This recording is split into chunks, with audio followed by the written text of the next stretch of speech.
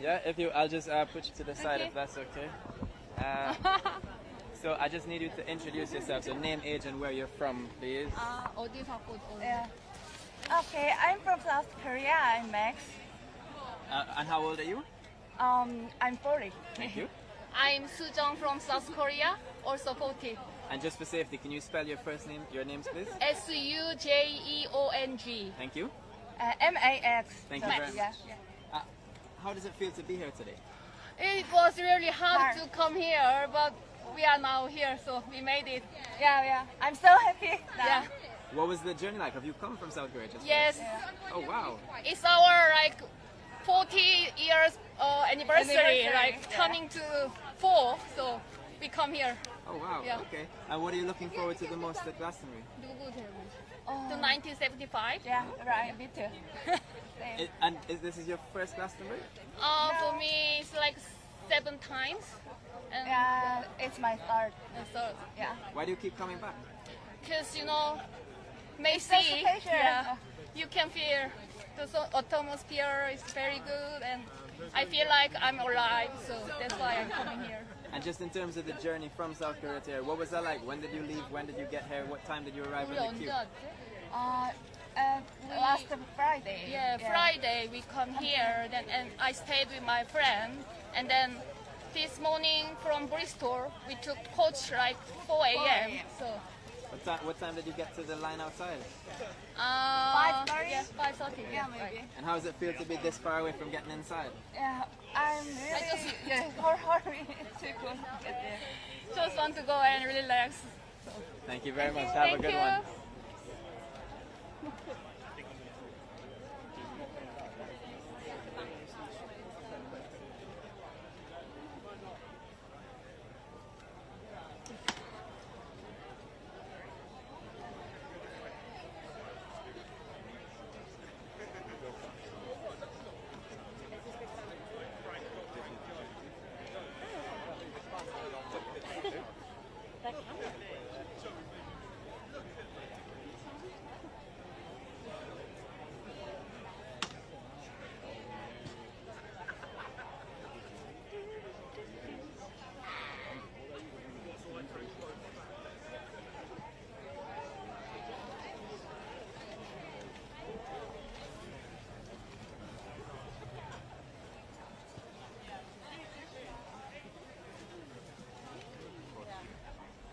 Hey man, sorry to interrupt. Can I just ask you, so I have my ticket with me, if I go there and I get my wristband, am I allowed out and in?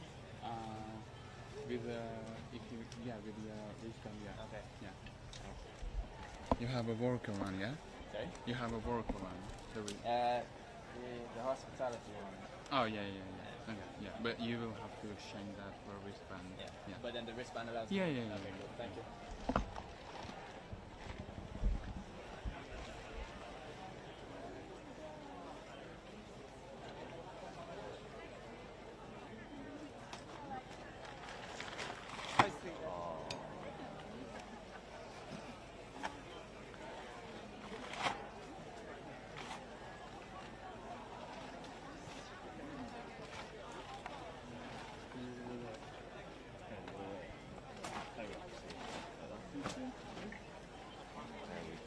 Could have a lot worse.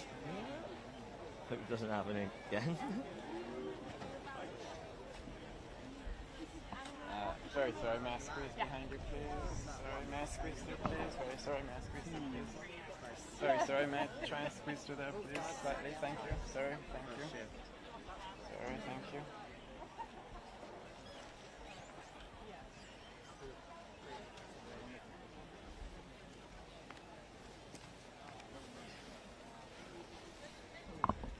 Ali, when you like to carry this one, aren't you? No, yeah, it's yours. You got 3 hands. You gave me all the checks.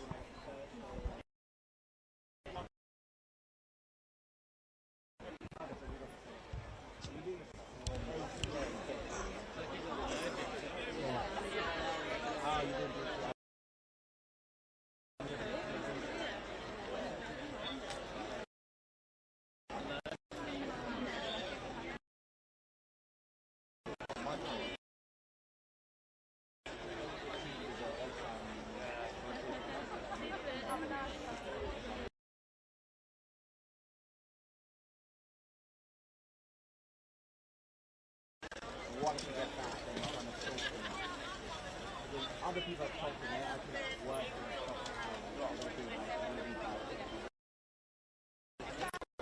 I don't have to be. Because this is kind of like.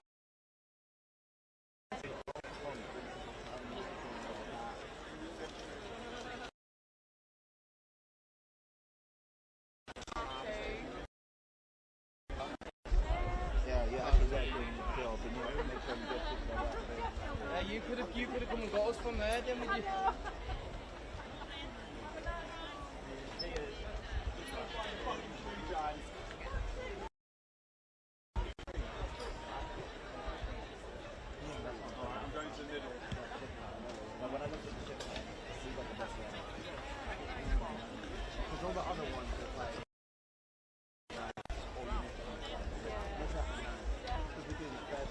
Josh, metal.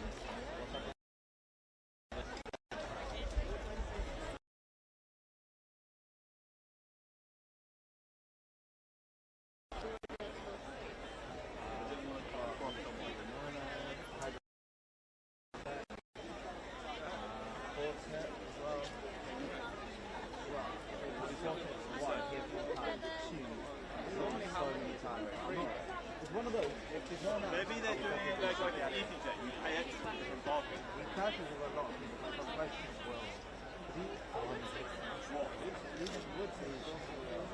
No, but I'm saying like with kids, you think it's Very much. You always know what you can. on the back of the ticket that says rent free ticket. So it's all like You are? Do you know that so bar? you pay for different parking. So Glasgow is finally Yeah, I'm saying I'm going to take it easy these days.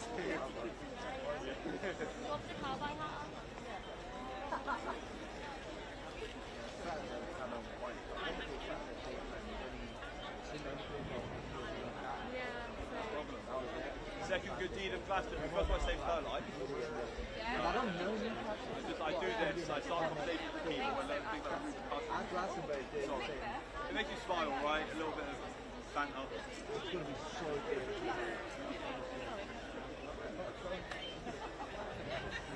Yeah, so everyone's going to go. Everyone's going to go. It's going to be an iconic moment. Adrenaline. Oh, it's going to be carnage. It's going to be fat. And that's what I want. Anyone want a Pulp Fiction me? You know what I mean when I say Pulp Fiction me? You know what I mean?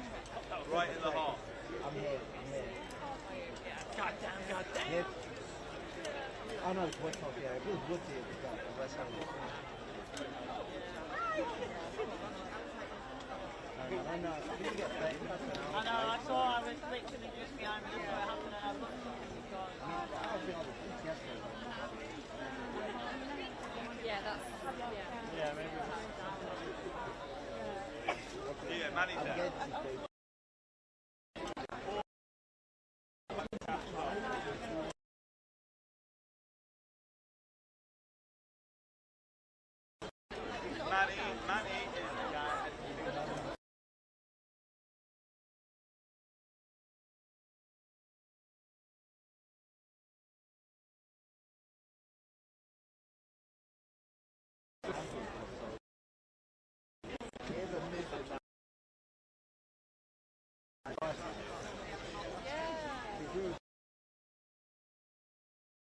Now everyone's going to come back around.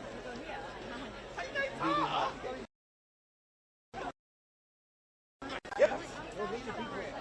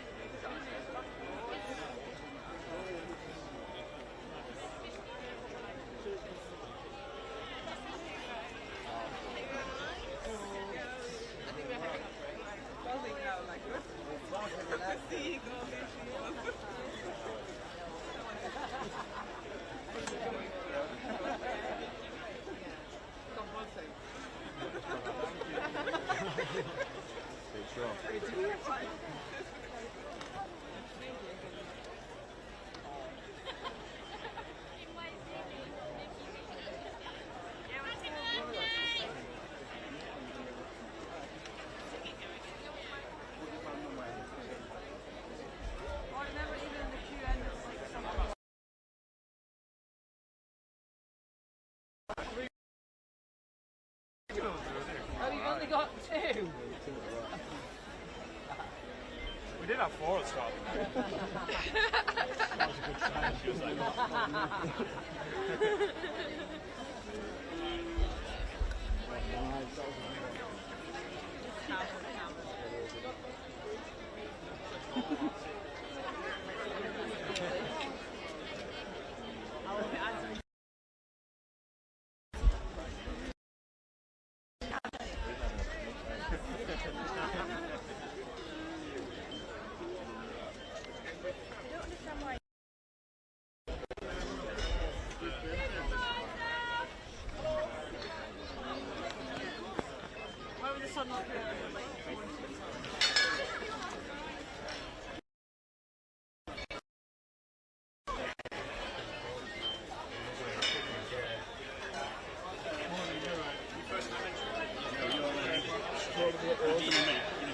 same with you or not?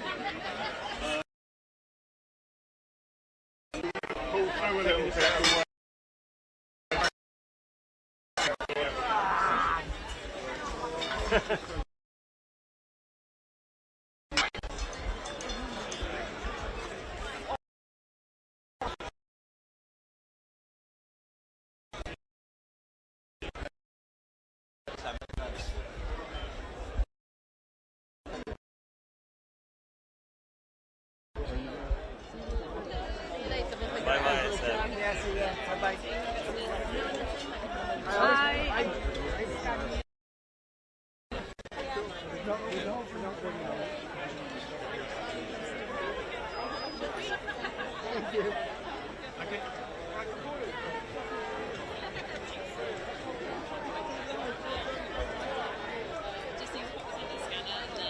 Leave the stuff on for you as well. Thank you.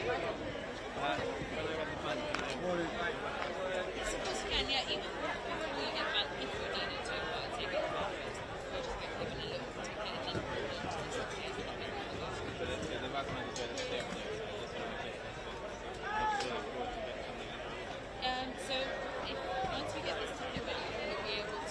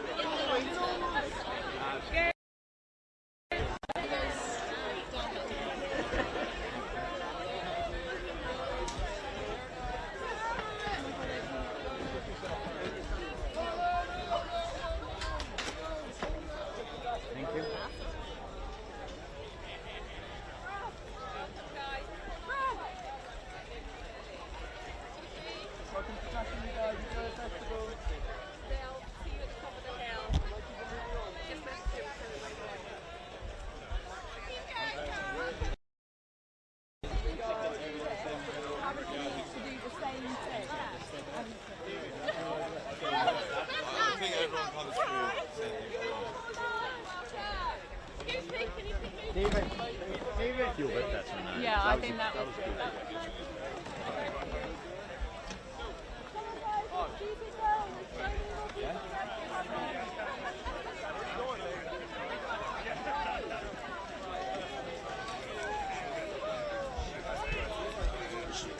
I think you should.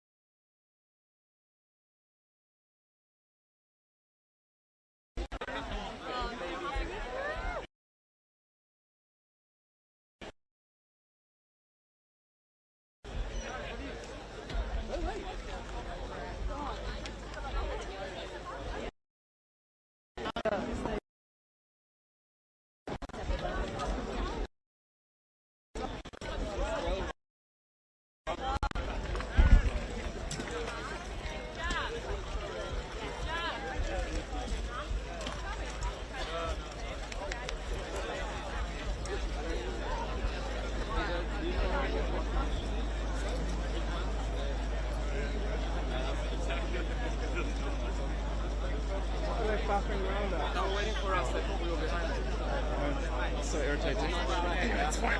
Okay. Right, get a handle each, shall we? Put that back on your front. Ready? Out, top the right. Great. Top the right. Nice, we're in Glastonbury! Woo!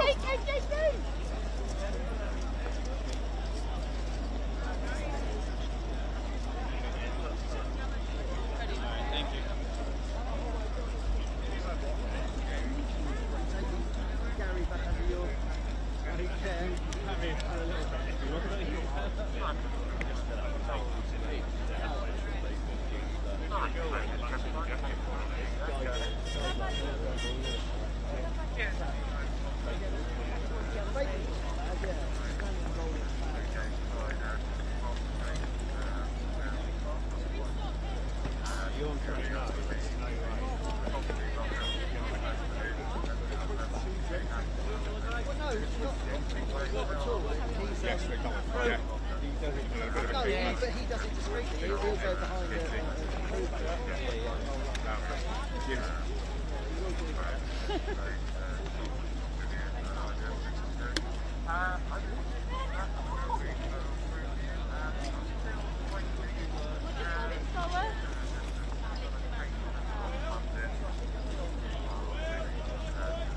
Yo!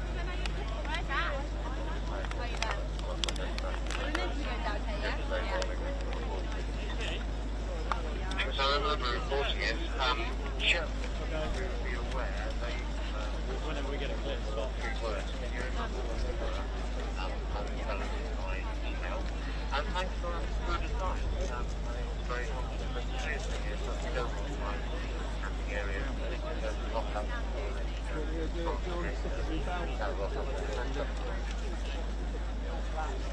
Yeah, that's no problem at all. Sorry for yourself. And I will pop that across in an email to you. That's very helpful. Thanks so much. Control out. It's downhill now.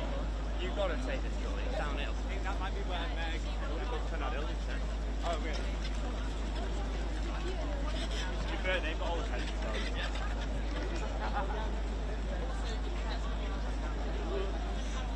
Hello though.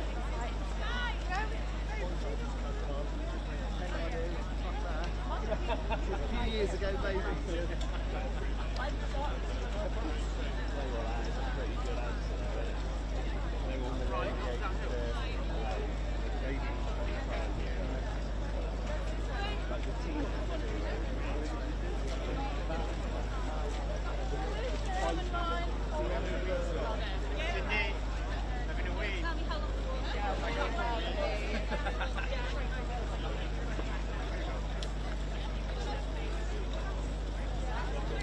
She's like, yeah, but you told me you wanted to do together.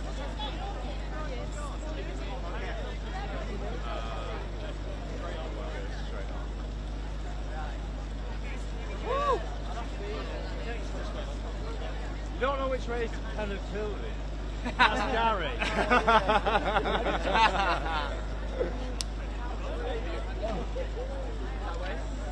that what we're going for?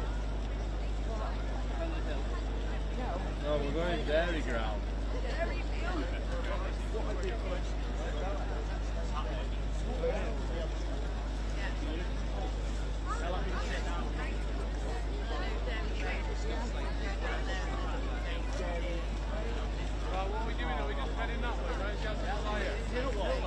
Let's wait here for you guys to go.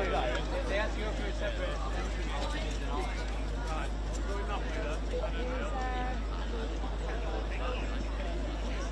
right.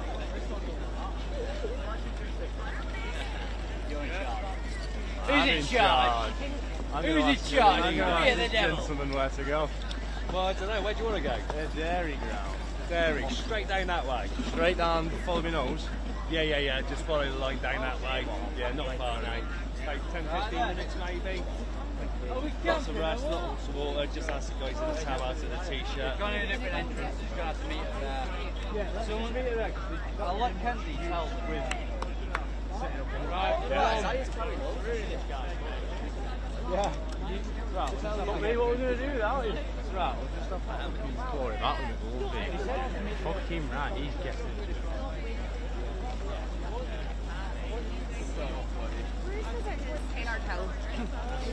Oh, there it is, okay. Keep the boys dehydrated.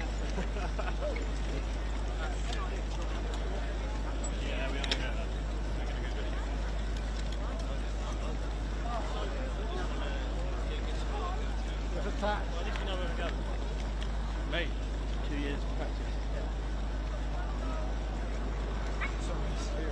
Sorry, thank you. Cheers. Sorry about that.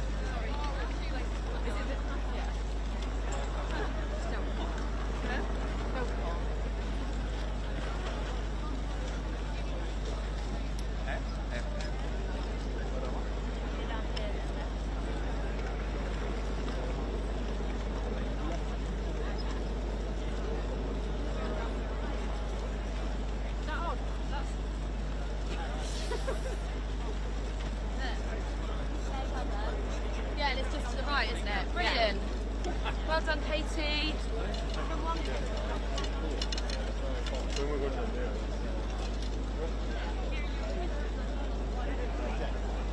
Oh, am I on the wrong side? Or? I don't know.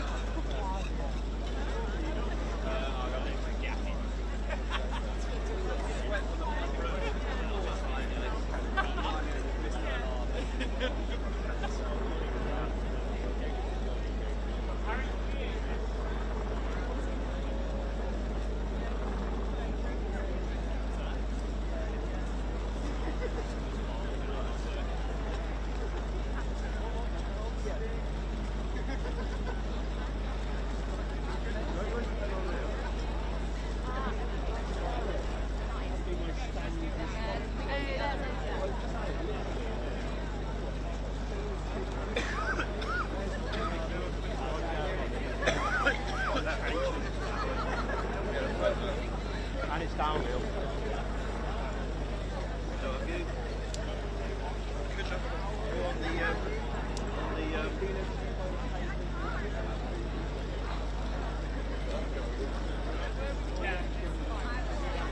It's down there, isn't it? I remember. Oh yeah. Did you serve American hand? Did they see that? Yeah. He took a picture of that. I really hope. Admiring the staff. They all. Yeah, make some of Glastonbury, but yeah, there's lots of different festivals. Oh, okay, yeah. It's a good way of storing them. Control to cyclist camping. Control to cyclist camping, over.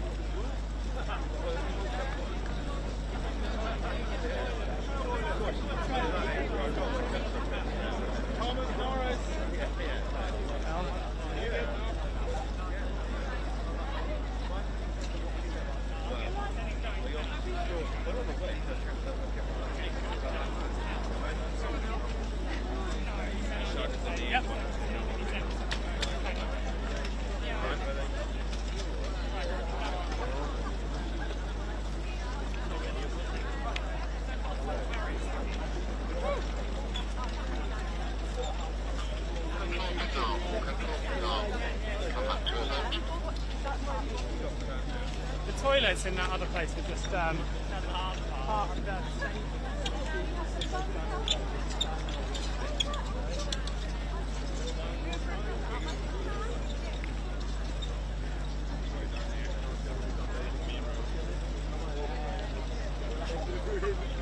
Just like that. Yeah.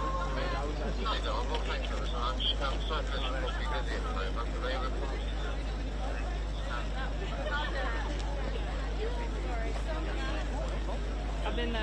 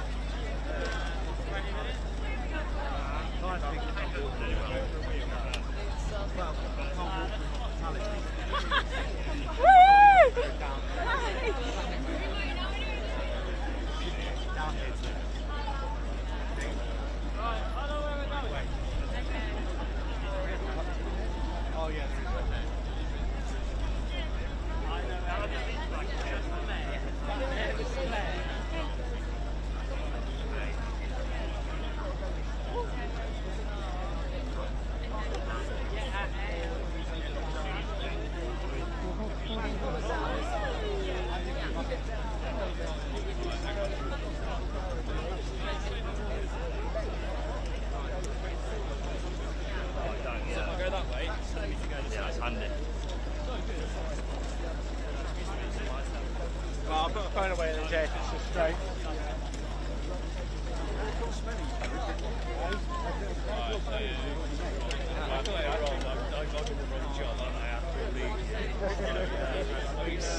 So you think this account I thought you meant Penardale. We could over it, it's only a sharpie away, isn't it? How long do you reckon before something? Yeah, this is true actually. Yeah, I might do that later on to be fair.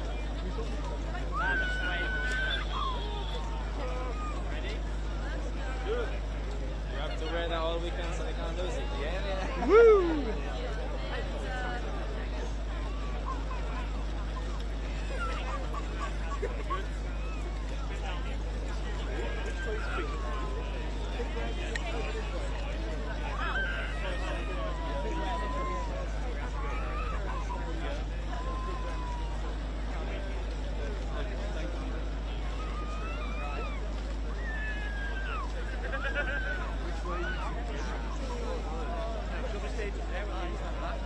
Yeah, I know, but we kept coming back for that bit, didn't we? Watching that road, walking around the back.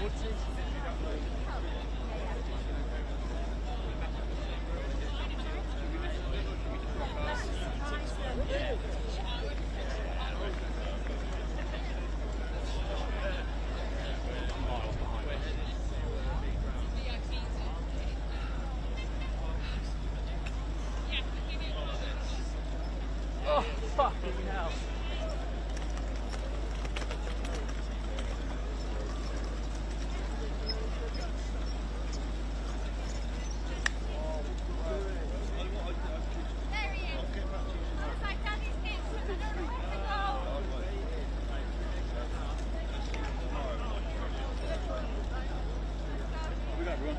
Thank you, so. Jay's not.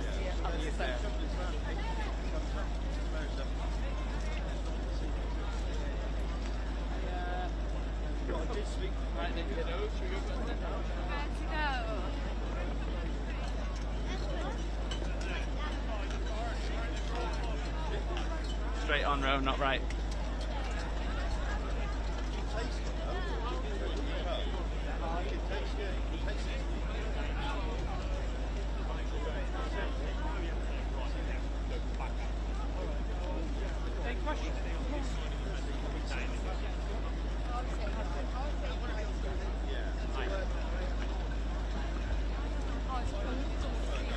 I'm too sweaty and I shit myself. Look up there as well. There's 2 ducks come there. That's crazy, look at this.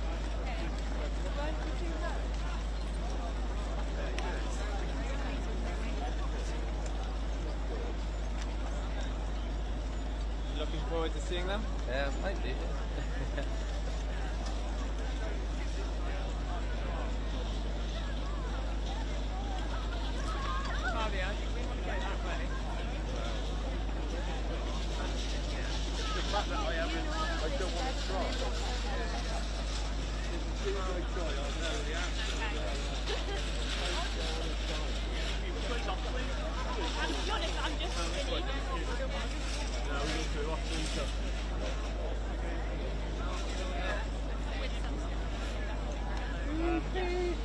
Yeah, I look crazy.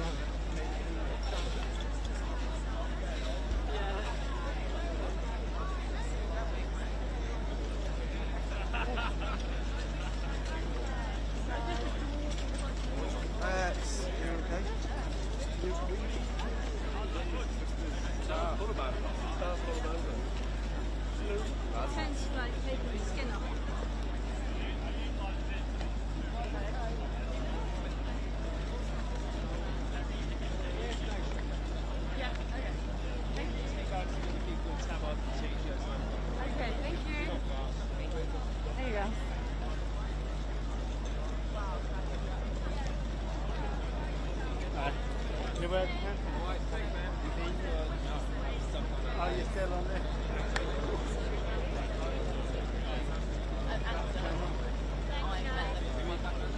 Haven't seen it yet. Now. No, we can't move it. I think it's over Kigo. Yeah. Alright, see you later.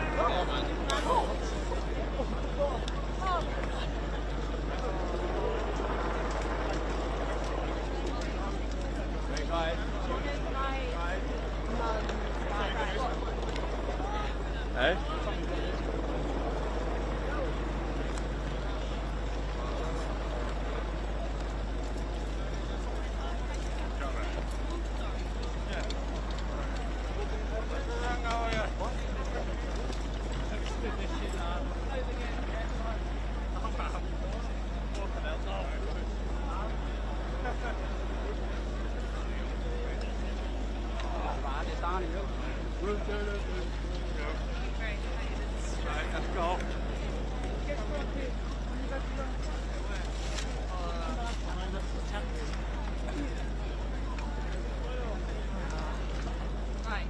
This way. Couldn't tell you.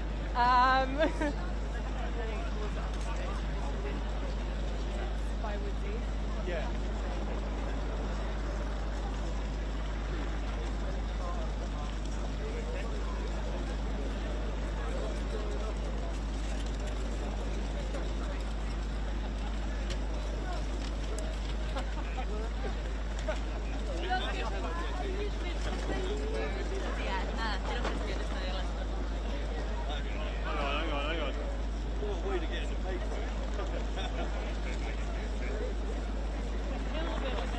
Definitely on top. Went in that way, you can.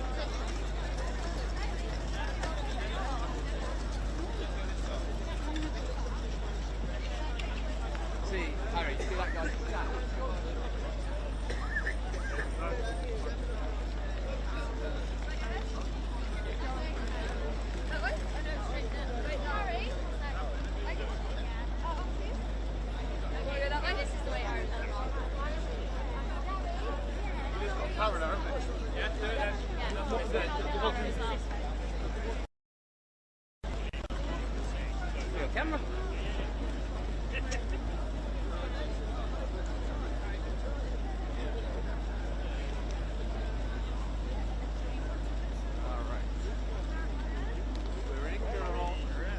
Wait, I think it's...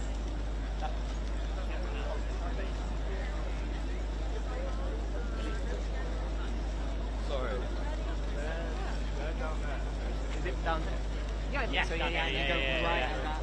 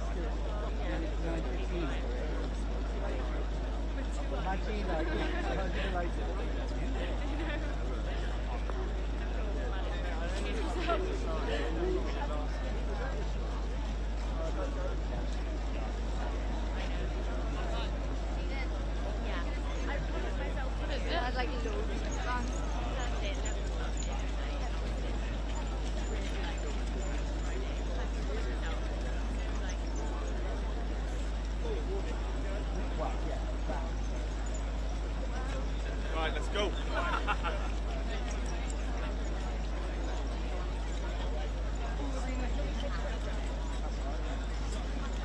Fuck, you just body checking me, John. Let's go.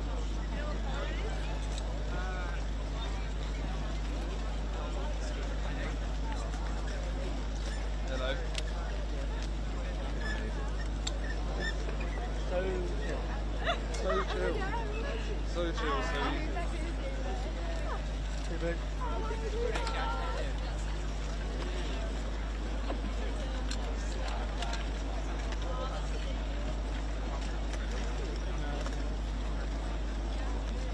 Radio. I'm ready.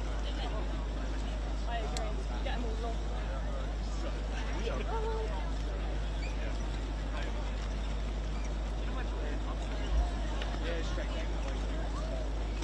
Sorry.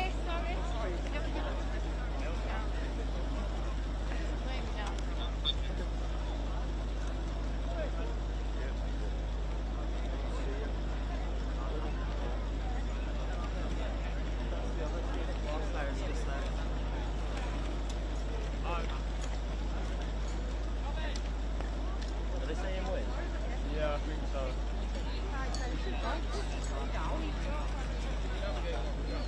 We know idea. I've no idea. You not asked. Like, can we stop and like...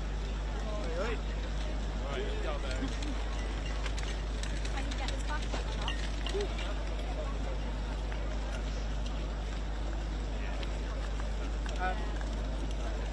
Let's call Jack. Look fell, by the way. Oh!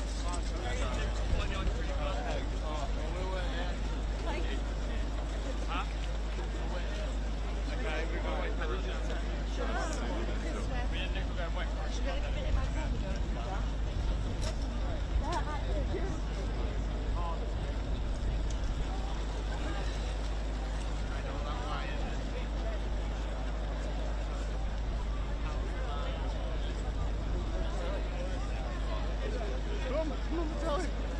Concentrate on where you're driving. Ella. Ella.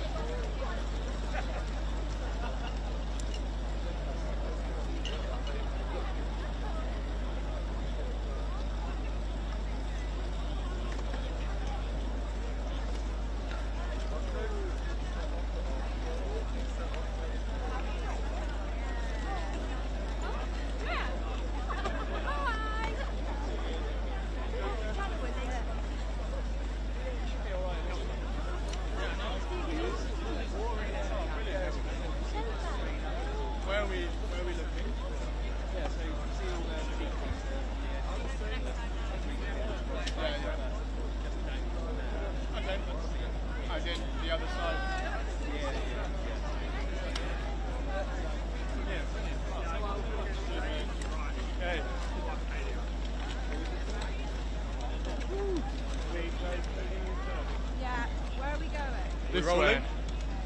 Yeah. Is it good out here? Good. H-O-T-T-O-G-O.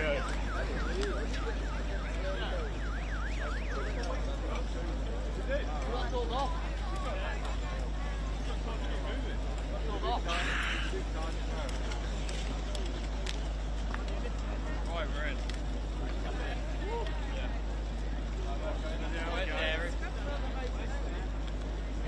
Yeah, that way. Where that? Yeah, the red dot there.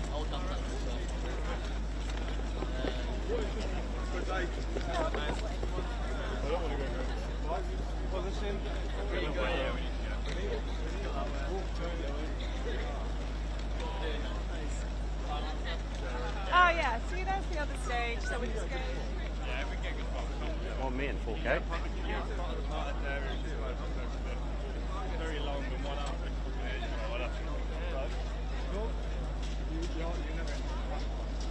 I just think it's all like leaving at 2:30 and just doing it all the time.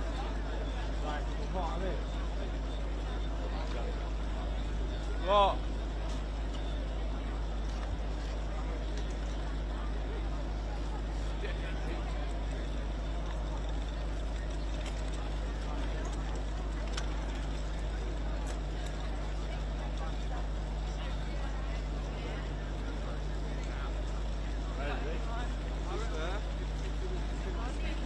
Relax behind now and we'll just keep moving.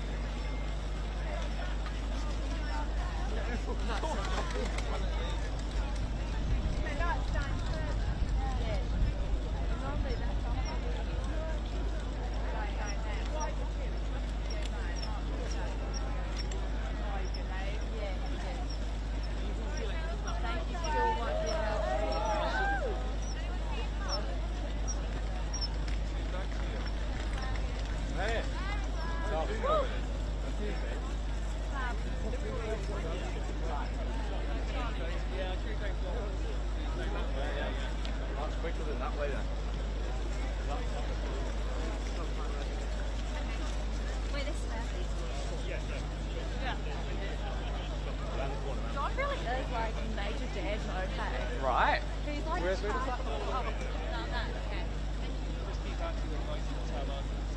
Okay, thank you.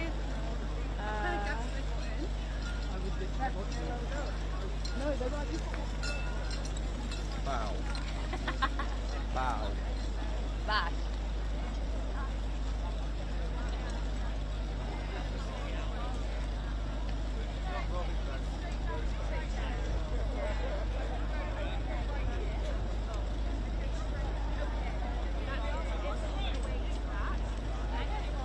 That's fine. You can go down and round. Up and round. I don't mind. Like I think.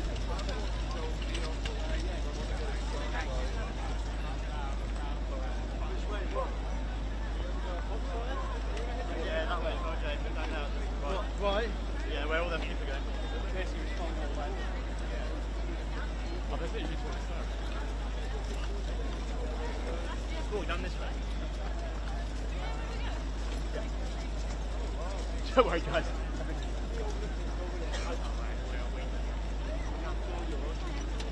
Yeah, I will be for the time being, I think.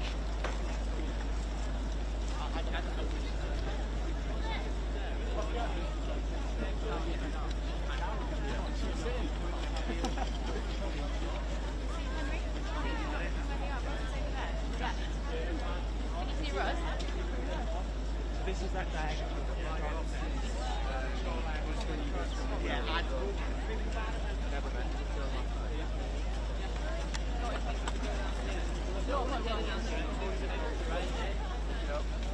well, I overthink.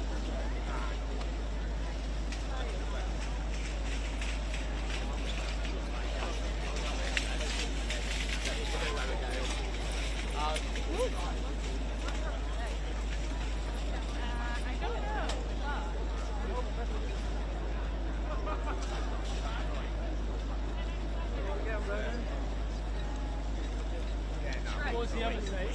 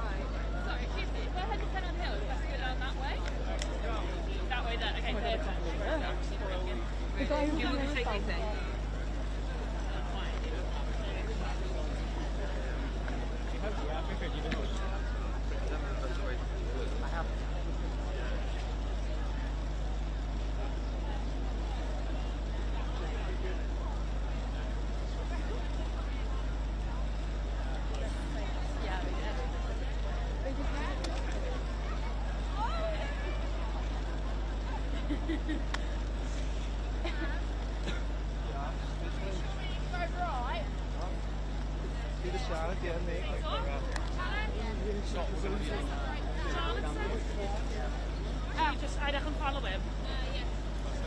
Yeah, that's the way. Yeah, that way now. Right. Sorry.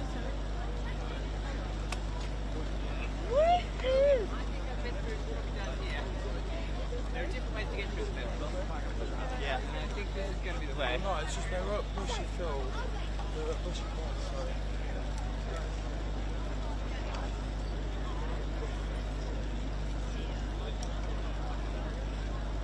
Lovely.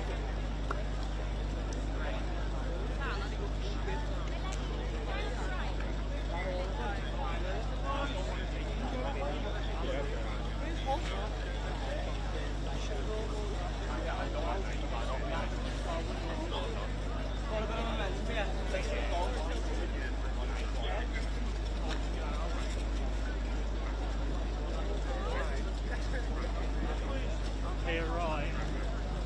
I think you got quite across here.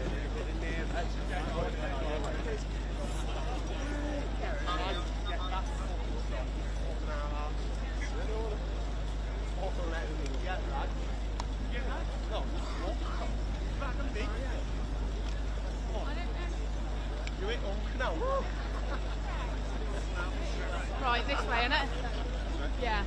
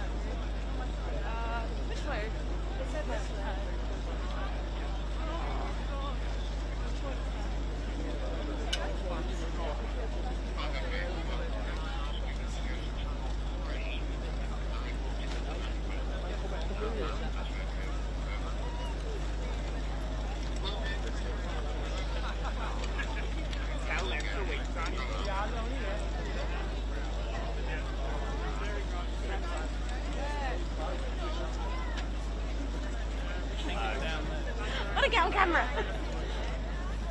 I'm famous. Have you filmed before? Oh, are you? This way. So what is it?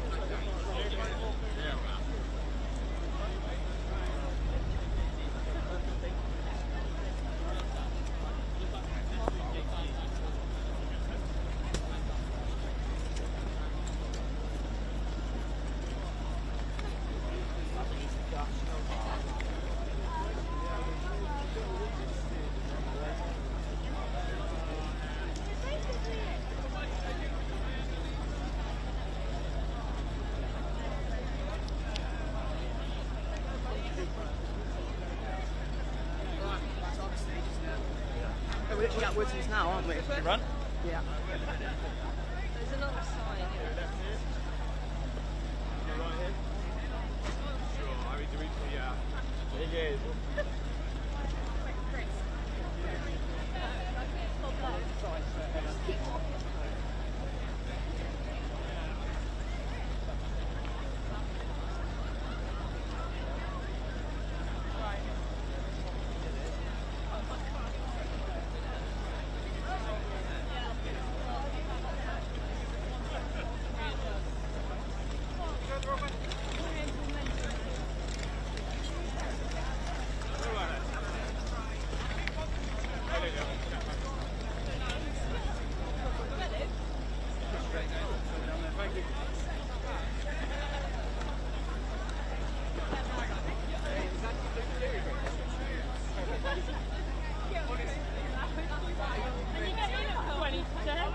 All the way down. But you know what's more mental? Yeah.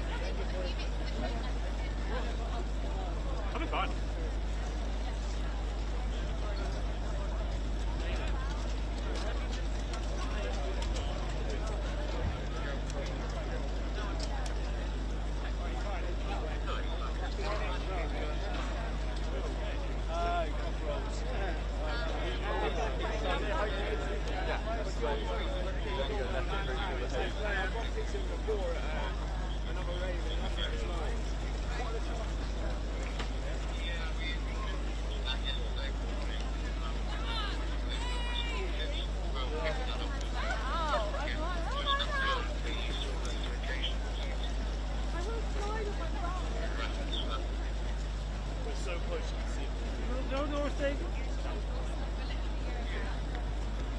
We're so close.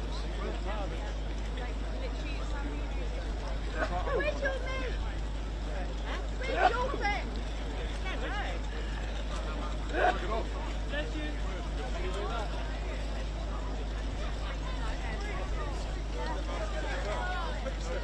Sorry, have you got directions?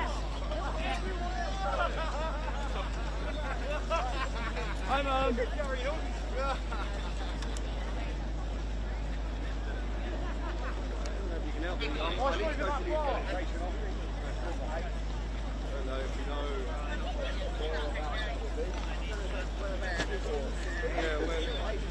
Just down there, right, thanks.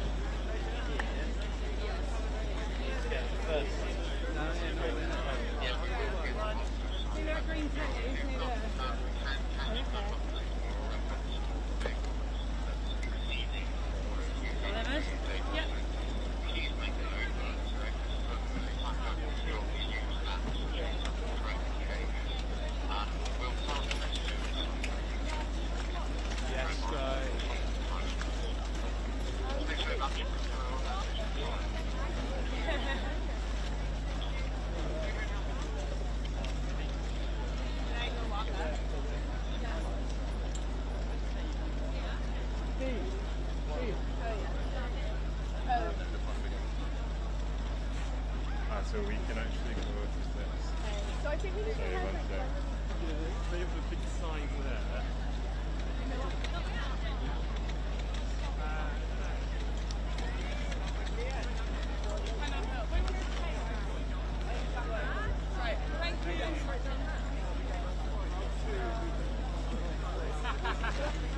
It's that bacon. Oh, look, that's it. Yeah, down there, yeah. Do you want any pink? Any 2C?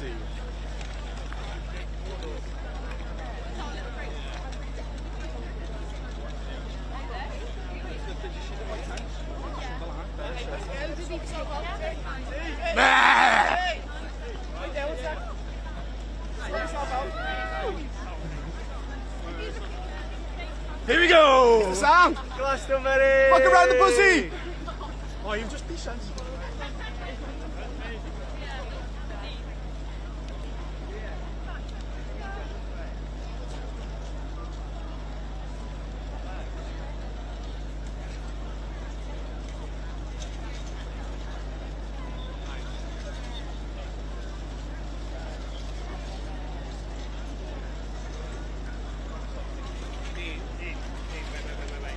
You don't know where we want to go?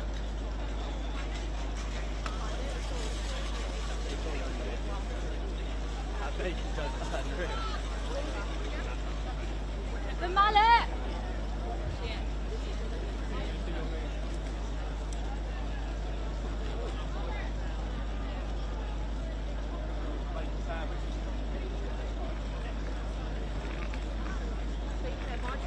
We built this city on the bank of the Nile.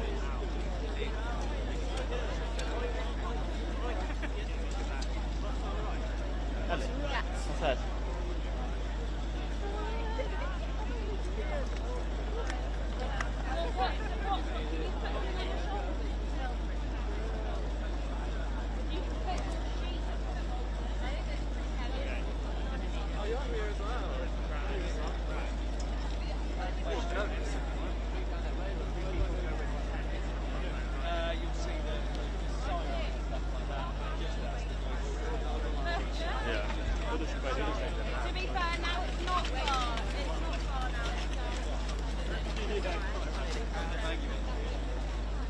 a bit down there.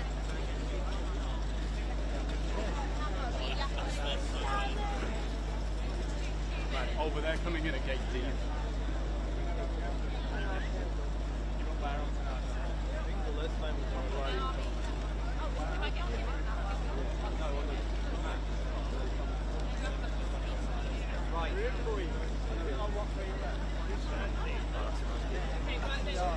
But I know where it is. Are we following you?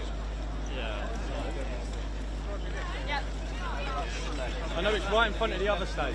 We just got to look at the other stage. I'll follow you.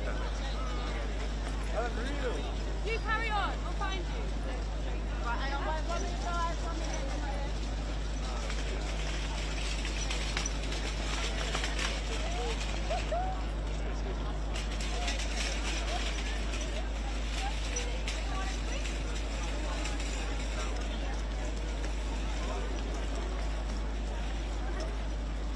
It's not bacon. Yeah, bacon, that place is right there. Oh, downhill in a jug.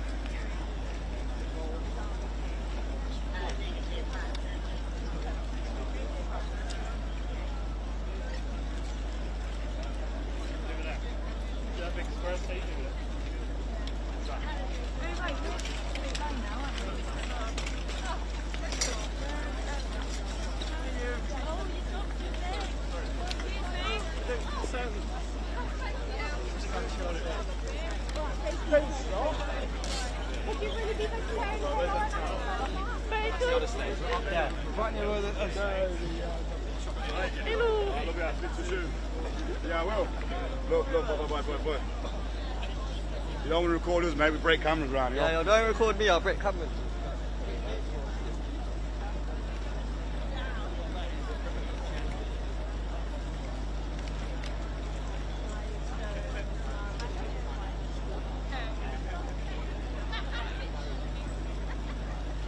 They've gone off ahead, we can...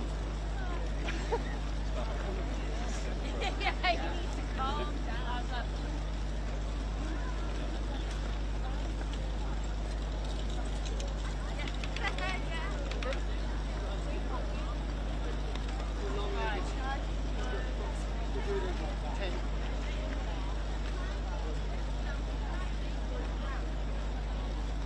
Imagine if we didn't have any company stayed off.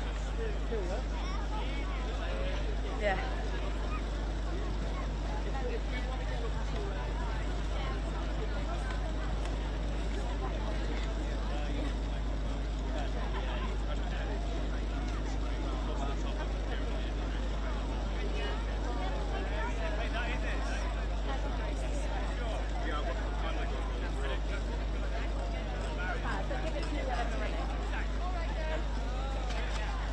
Oh, bacon smells lovely.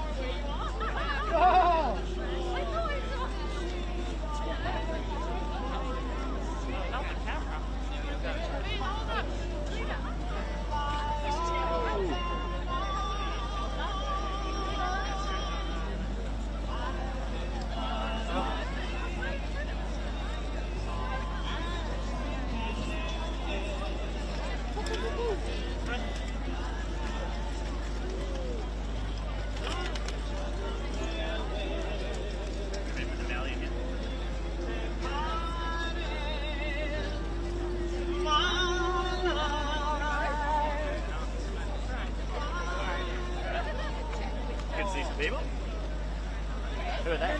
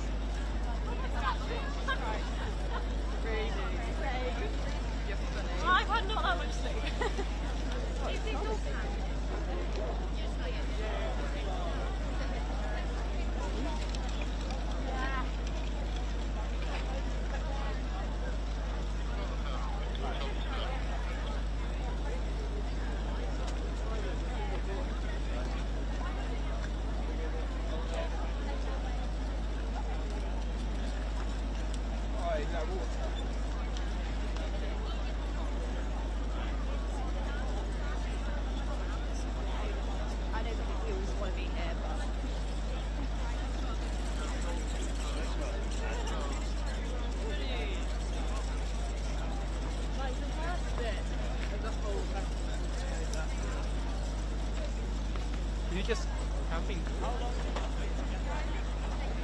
Down it.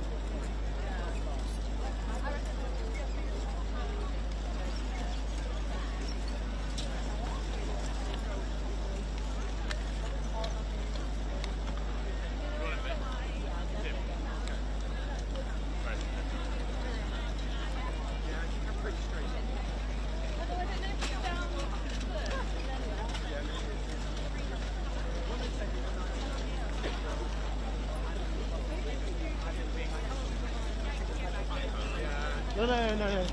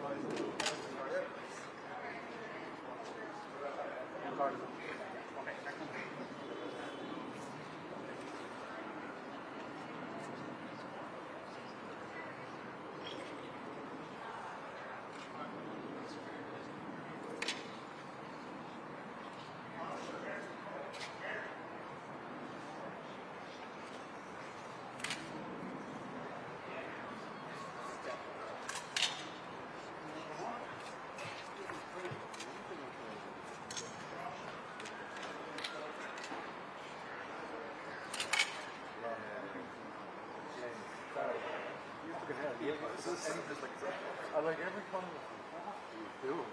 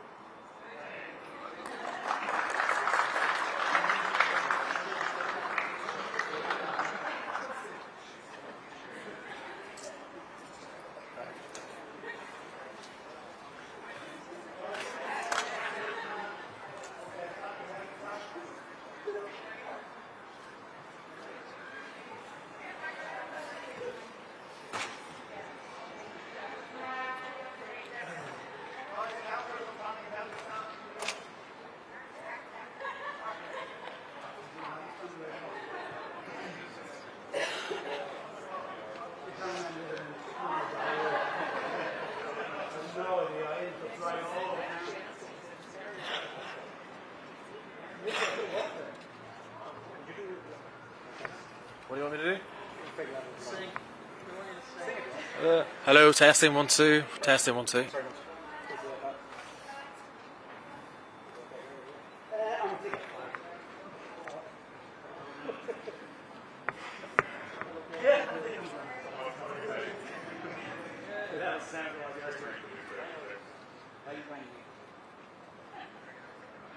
I'm glad you did because it gave me the put me on edge so I don't try to feel it.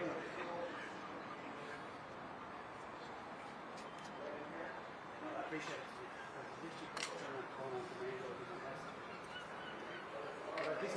Yeah.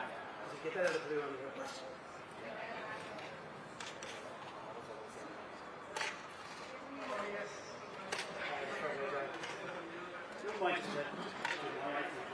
Yeah. Testing 1 2, testing 1 2.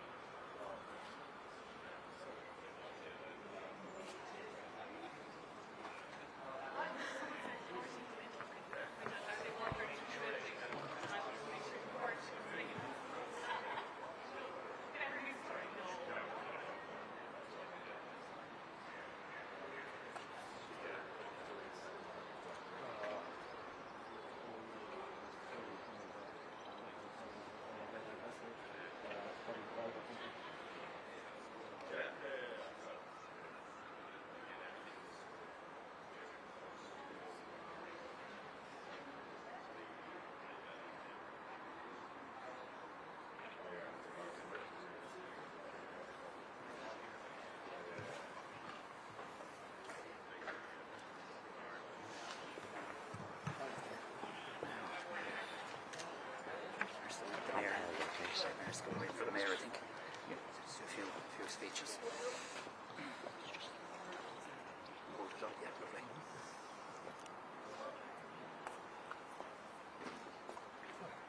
I don't think we need a microphone. Mayor, ministers, deputies, councillors, you're all very welcome to Bellegarde Innovation Square Apartments. This is the first standalone development of cost rental by a local authority in Ireland. We're very proud to have funded it and also delivered it through modern methods of construction. An innovative feature of it as well is that it's heated by the Tallaght District Heatworks project, which is a South Dublin project as well. So without further ado, I'd like to call on our Mayor, Councillor Baby Parapadon, to introduce the event. Mayor. Good morning, everyone. It's Minister Simon Harris, Minister, Column of Minister, and all the councillors and everybody. I inaugurated this function. Pass to Minister. Thank you so much. Thank you very much. I'm going to not use the mic if that's okay. But thank you very much, Cahirlock Mayor, Mayor Parapadon. It's great to be here, and I want to thank you for your great year as Mayor of South Dublin County Council. Delighted to be joined here today by Minister James Brown, the Minister for Housing, by Minister Colin Brophy, and by many members of South Dublin County Council. It's really great to have an opportunity to be here in Tallaght today at the Innovation Square, a place that I know is already making a really positive difference in terms of impact in this community.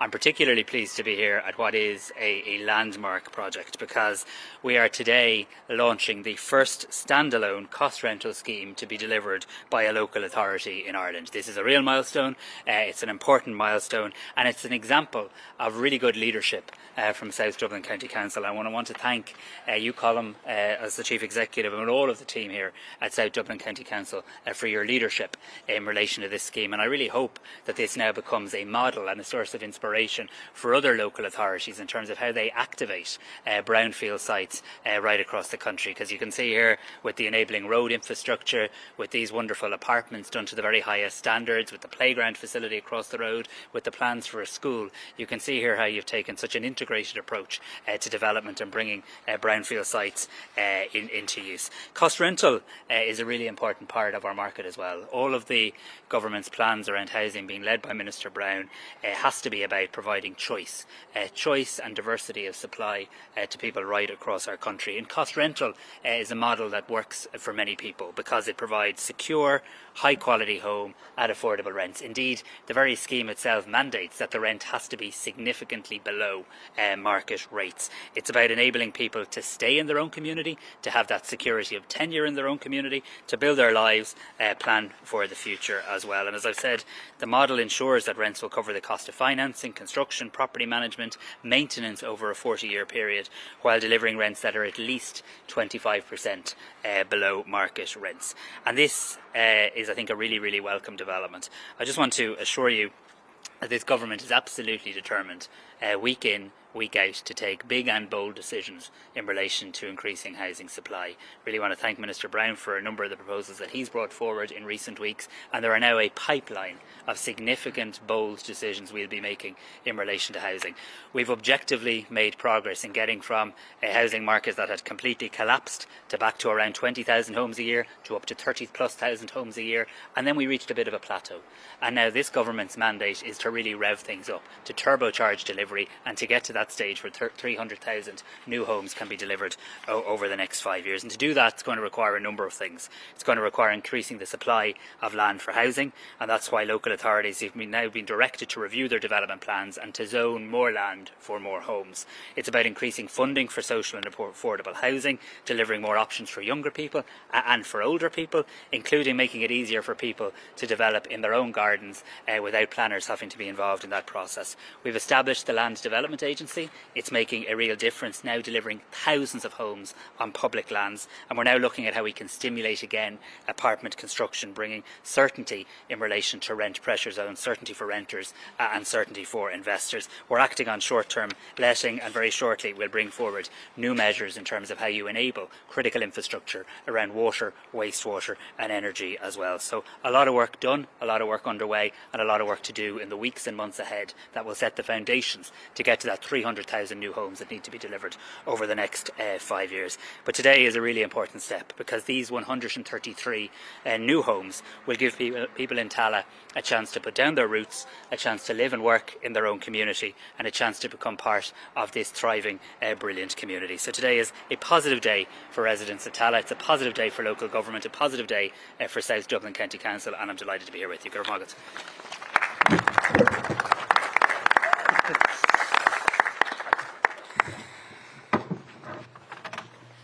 Thanks, Niall, and good morning, everybody. And it's an absolute honour to have an opportunity to say a few words here this morning at the official opening of Innovation Square. 133 new homes for people to be able to live in cost rental. I do want to give, I think, a special mention to South Dublin County Council, their CEO and their councillors and staff who've backed this, who've taken that brave decision to be the first council to deliver by themselves cost rental. I'm delighted as the Department of Housing to support this and get the backing of the Taoiseach and the government to be able to support these types of projects. I want to acknowledge Mayor Baby Pepperadan, CEO Colin Ward, Minister Colin Brophy and Deputy John Hart, and all the councillors from the area as well, and the developers and the architects. And I think all of those people who've put the labour of love into building these apartments, you know, the brick by brick, when you're here day on day building these. But when you see the homes being delivered, we have fantastic craftsmen and craftswomen in this country, real skill, and it's fantastic to have them, so it is. But these are about homes for people. You know, we'll go way after today. Keys will be given to people. One day they apply for them and they're granted these homes, and they will make it their home for young people to grow up in, older people to have that sense of safety and that security. And importantly, something we're really good at in Ireland, a community will be built here. We have a wonderful park across the way. We have the council buildings across the road, and we have space for additional education facilities as well here in this area. And it's really about giving people the dignity and the respect that they deserve. We've seen a significant increase in housing delivery in this country, from 20,000 to 30,000 plus, but we have to make that real step change now to get up to 50,000 homes and even 60,000 homes. Our population is increasing at a rapid pace, and we have to scale up to meet that increasing population's needs, so it is. But we can do it. We're making some really bold decisions in the last number of weeks. We're making more over the coming weeks to really invigorate our building industry. The state is delivering over 50% of all homes in this country. We're going to deliver more social homes and more affordable homes, working with our partners. But we need to activate the private sector so we can get those additional homes that we need. And that's why we're making the steps we're taking, while also bringing in radical measures to protect our renters as well. So again, I really believe that we can solve this housing crisis. We are taking the decisions that can do that. But I think today is a really positive day, and I just want to say well done to everybody involved. Thank you very much. Okay, guys, we'll just take a few questions. We'll start with Tabitha and then Paul. In relation to the alcohol labels, is that totally off the table now, or will the government bring that in the next 5 years? And Minister, just for you, why is the housing plan delayed, and is the appointment of the new head of the Housing Activation Office also going to be delayed?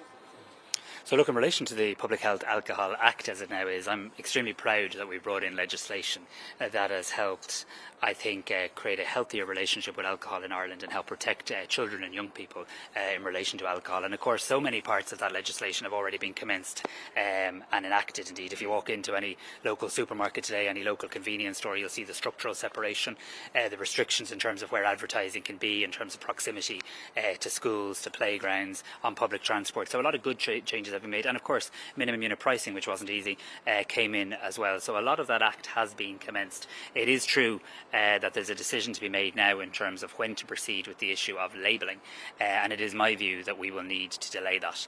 I think we need to do that for a variety of reasons, and most particularly the situation in relation to trade and tariffs. We have to protect jobs, we have to protect investment, and we have to support Irish businesses and Irish industry at a really key moment of economic turbulence. The government as a whole will make a decision on this in the coming weeks, but this is about providing a breather or a delay as opposed to changing the legislation, which is clear in relation to labelling. So it's a question of when.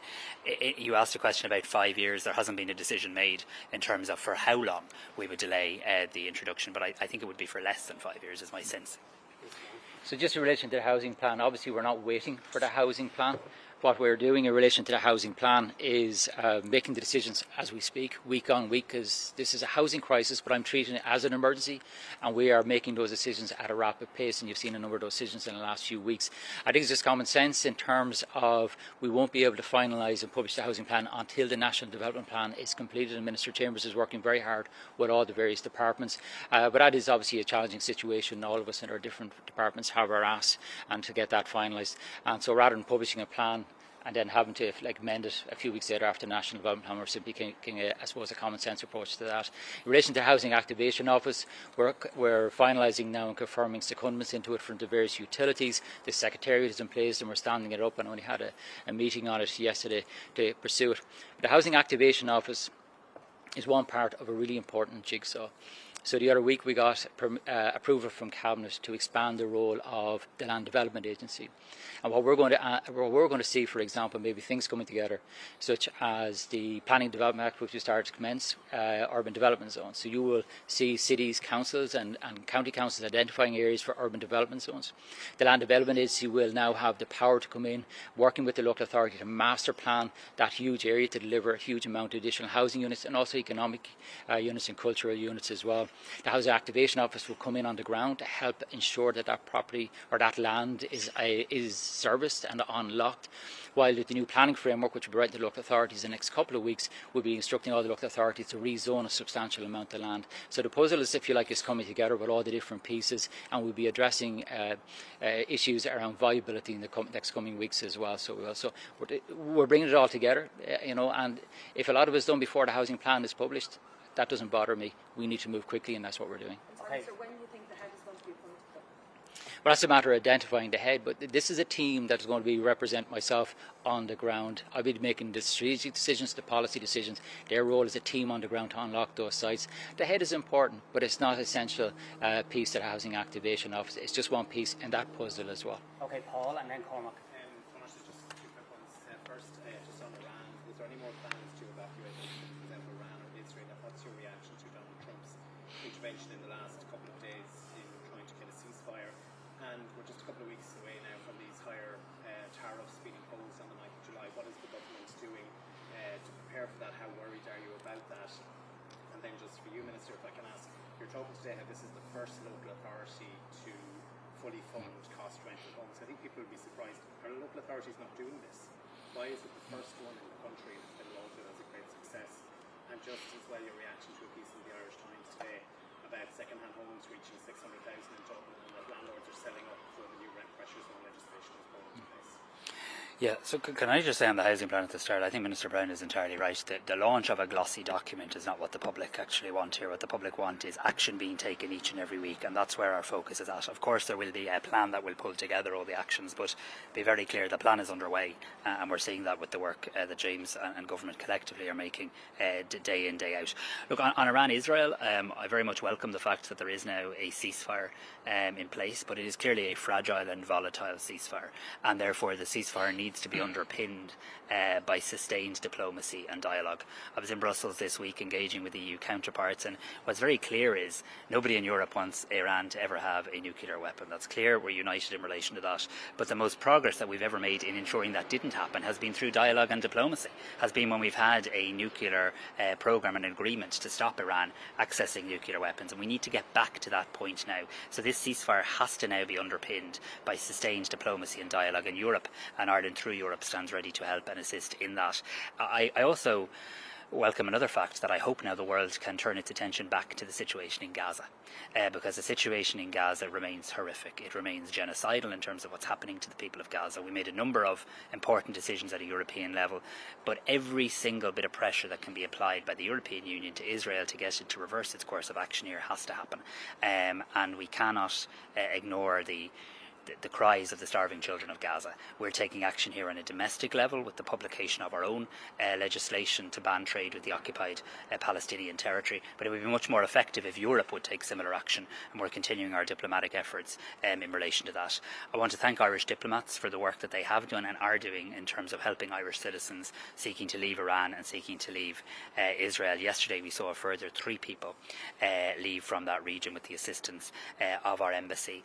To the very best of my knowledge, we've largely dealt with the number of kind of active evacuation requests, but this is an evolving situation, and we remain willing and ready to help any Irish citizen. And of course, our travel advice remains the same in terms of not travelling to Israel and not travelling to Iran, and exercising extreme caution in the rest of the region. On trade, yeah, I'm glad you mentioned this, because with all of the focus understandably on Iran-Israel, we can't forget the fact that it's 13 days today from when the pause on the higher rate of tariffs is due to be lifted. 13 days to do a deal between Europe and the United States to protect jobs, protect investment, and protect our economy here in Ireland, in Europe, and indeed a deal that's good for the United States. So we need to continue to ramp up now that engagement. I'm in constant contact with the EU Trade Commissioner Maroš Šefčovič and EU counterparts. Spoke to also the New Zealand Minister for Trade this morning. We need to find a deal here that works, because the consequences of not having a deal and having a higher rate of tariffs has a real impact on jobs and investment in this country. And it's a two-way relationship. 1.4 trillion euro of a relationship between the EU and the US is a massive relationship that nobody can sniff at, no matter who's in the Oval Office. We need to find a deal that works. I think there's an air of pragmatism beginning to come back into the discussion, and I now intend to convene the government's trade forum early next week to tease through issues with key stakeholders and key government departments. Thanks very much. So again, I just want to welcome SDCs, I think, taking the lead on this among local authorities. I think it's always a challenge. This is the first time in the history of state that local authorities are delivering cost rental. And always when you're doing something for the first time, you need somebody to kind of make that brave decision, to work their way through the system to be able to deliver them. And we've seen these are fantastic departments here now. I expect to see a lot more local authorities delivering cost rental, and we will certainly support them to do that. It feels an important need in our society for those who maybe are above social housing but are not in a position to buy their own homes and to be able to live in their own local communities. So I think that's really important. But we certainly support it, and we have the Land Development Agency, obviously our main national delivery mechanism for those cost rental. Sorry, you had a second question. Just in relation to a piece in the Irish Times, figures from D&G just about second-hand homes getting 600,000 and the fact that landlords are selling up to get out before this new legislation. Yeah, look, in relation to rent pressure zones, they were announced a little over a week ago. I think we need to see a little bit of time before we can make conclusive decisions about what people may or may not be doing in terms of landlords. But landlords have been leaving the system now in substantial numbers for the last few years because of, if you like, the existing situation with rent pressure zones. But we wanted to bring in stronger tenants' rights. That's really important, while also being able to activate supply, because when it comes to the prices of homes, the only way we're going to get prices to stabilise is through the increase of supply. That increase of supply will bring down rents, will increase the supply of homes to stabilise those and help eliminate homelessness as well. So it is all about supply, and that's what we're all aiming at towards now, by protecting our renters and ensuring people can live in their local communities. Michelle from PA and then Michelle from the exam. Taoiseach, there's two stories related to different aspects of homelessness in today's Irish Times. The first is about rough sleepers, about a dozen people living in tunnels and in total squalor underneath the M50. The other one is a contribution to yesterday's Housing Committee from representatives of the Children's Ombudsman. They said child homelessness is a national scandal with a devastating impact on children, and the numbers are only going up. How is all of that not proof that Fine Gael and Fianna Fáil and recent governments have utterly failed to deal with the homelessness crisis? And to Minister Brown, do you expect record homeless numbers again this Friday when the new figures are announced? And what has been done about it, even in advance of the new housing plan coming out? So Cormac, homelessness is too high in Ireland, and we have to work every day to do better and do more in relation to this. And the key to this is supply of a whole variety of homes, including social homes. And indeed, I know one of the issues that the Minister is working on and that we fully support across government on is making it even easier for local authorities to get through the approval process for new social homes more quickly, looking at how we can improve a standardisation in terms of how we develop social homes so they can be delivered more quickly. Last year we did see the highest number of social homes allocated than any year since the 1970s, so that's part of the record of my party and of Fianna Fáil and Fine Gael in government, actually delivering more social homes last year than any time in my lifetime. We did have a general election, and in the general election political parties put forward their ideas, and I don't think the people of Ireland were convinced of the fairy tale narrative being put forward by the Sinn Féin party that every home in Dublin was automatically going to become around €300,000. So people see through that for what it is, and Fianna Fáil and Fine Gael were given a mandate to get on with the job, and that's what we're doing. And we're in the early stages of this new government. That's why we're making big and bold decisions, including decisions that will be unpopular and difficult at times in relation to housing, including decisions that quite rightly people will be able to parse and analyse and critique if they look at each decision individually. But actually, as the Minister's rightly said, it is about putting together the pieces of the jigsaw that will get us to those 300,000 new homes. And you're right, I don't in any way underestimate the scale of the housing crisis. It is a housing emergency. It's a very real and acute emergency for people, particularly families challenged in relation to their housing today. And that's why we need to break down every silo that exists in the state. Housing can't just be an emergency for the Minister for Housing, the Department of Housing, or people in need of housing. It has to be an emergency for every part of the state. It has to be an emergency for the CEO of Uisce Éireann, the CEO of the ESB, every chief executive of every local authority, every county councillor who needs to realise their job isn't to object to houses but build houses. This is where we've got to get to breaking down the silos, because it is a national emergency. I mean, your colleague Simon Coveney promised, I think back in 2017, to end the use of emergency accommodation for families by that summer.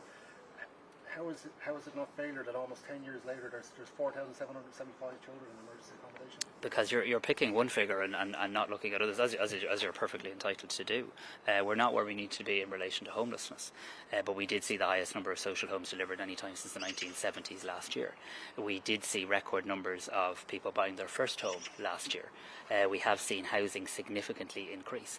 Let's not recreate our economic history in terms of where housing was at in 2011, where housing was at in 2015. It was on the ground. There were no homes being built. There was nobody in Ireland to build the homes, and there were no banks functioning to fund the homes. And we've had to deal with all of that, plus a very significant increase in the number of people coming to our country, seeking assistance from warm people who are very welcome, people who we've opened our homes and our hearts to, and a migration system that is also interplayed in relation to housing demand. So this is a complex picture, but what people want here is a government making decisions day in, day out, and we've set very clearly the North Star, and the North Star is to get to 300,000 homes over the next 5 years, and I believe that's what success will look like. Thanks very much. When I became Minister for Housing, homelessness was the foremost in my mind, and that's why the first thing I did was meet all the homeless organisations and in their centres where they were based out of, and visit homeless emergency accommodations as well. We're very conscious of that. We know internationally where you have higher homelessness, it is where you also have higher rents. By getting that supply up, we get rents down, and we'll also help to get homelessness down. But also the measures we've made around rent pressure zones, around security of tenure, will help to prevent people going into homelessness as well. 40% of everybody going into homelessness is as a result of notice to quit. People will now, when these legislation comes in, will have security of tenure. We also have a large population moving from IPAS centres who have had their situation regulated but don't have somewhere to live, coming into our homelessness situation as well. And I'm very conscious that well over 70% of everybody who's homeless is also in the Dublin. So there's a lot of moving parts in there in terms of the homeless situation. We're trying to address them all, but for those coming into homelessness, to prevent them, we've record prevention as well with people going into homelessness and getting people exited out as well as quickly as possible. So we're doing all these different measures, but we're very conscious of it, and what we want to see is homelessness ended in this country. Do you expect a new record on Friday for the number of homelessness? I haven't seen those figures yet, but obviously homelessness is a very challenging situation, but we are taking the measures now that I believe will address the homelessness over the coming years.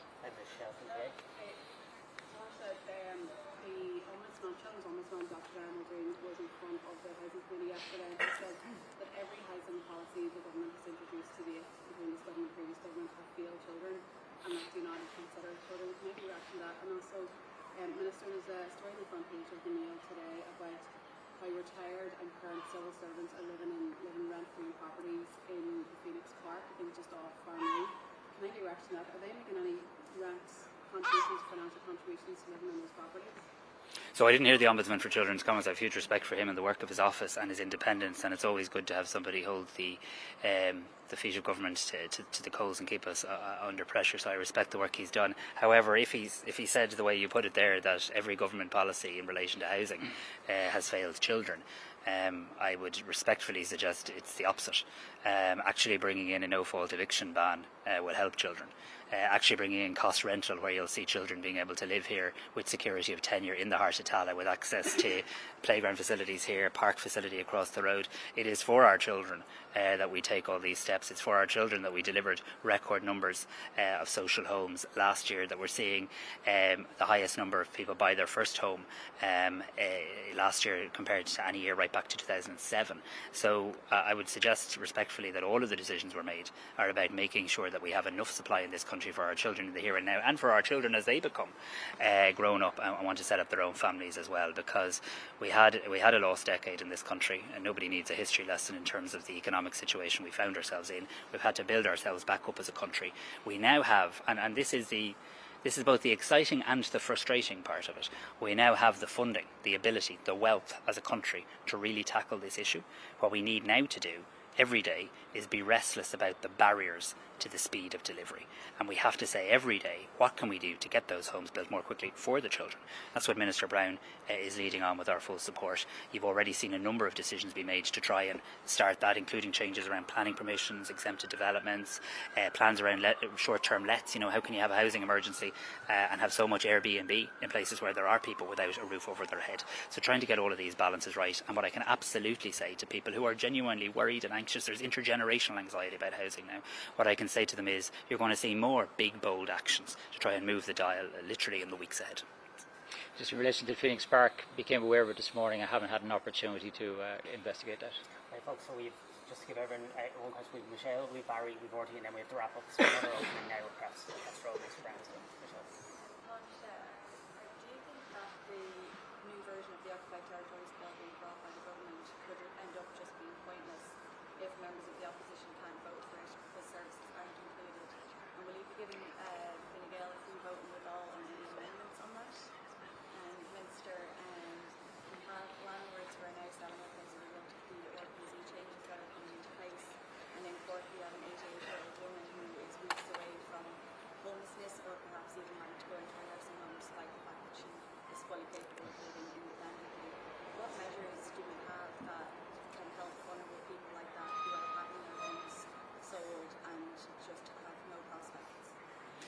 So firstly, the legislation in relation to the occupied Palestinian territories is in the programme for government, so every government TD will be expected to back that legislation, and I believe will, by the way, because let's not forget one thing before we get into the detail of the legislation. There isn't another country in the European Union that you can visit today and ask a government minister about their bill to ban trade and the detail of it, because they don't have one.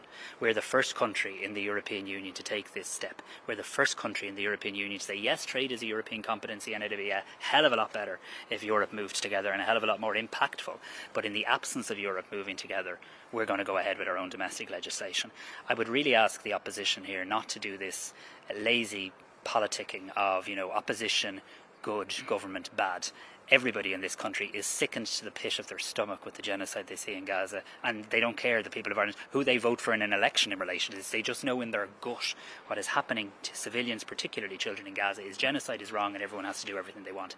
I have no policy difference, zero policy difference with the opposition in relation to the inclusion of services. But we do have a constitution, we are members of the European Union, and I'm not in the business of putting together legislation that would fall at the first legal hurdle. I presume everybody here wants to pass a law that was impactful, a law that's in compliance with the laws of our land, and that's what we're going to do. And I've said, and I think in fairness to Senator Frances Black, who, by the way, I think has been great on this, decent, nothing to do with her own ego or who brings forward the bill. She just cares about getting the job done.